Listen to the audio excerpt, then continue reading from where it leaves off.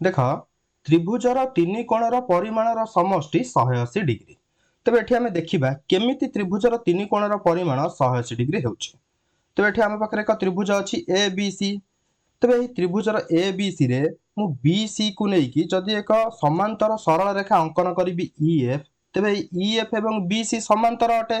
जदि मु A B को आगु को बढ़ाइबि तेबे ए बी एही दुईटी समांतर रेखार छेदक हेबो, एही ए सी मध्य एही दुईटी समांतर रेखार छेदक हेबो। तेबे आमे जानिचंदी जेतेबेले दुईटी समांतर रेखा बा दुईटीरु अधिक समांतर रेखा को कोनोसे एक छेदक छेद करिथाए तेबे सेठारे किछि एकांतर कोण सृष्टि होइताए। तेबे एही कोण जदि y हुए एही कोण तार एकांतर कोण, एही कोण मध्य y हबो। तेबे एही कोण जदि z हुए तेबे एहा तार एकांतर कोण, एही कोण मध्य z हबो। तेबे एही तीनोटी कोण को लक्ष्य कर, एही तीनोटी कोण गोटे सरल रेखा ऊपर अवस्थित अछि। आमे जानिचंदी गोटे सरल रेखा ऊपर 180 डिग्री कोण सृष्टि होइताए, अर्थात y plus x plus z समान 180 डिग्री।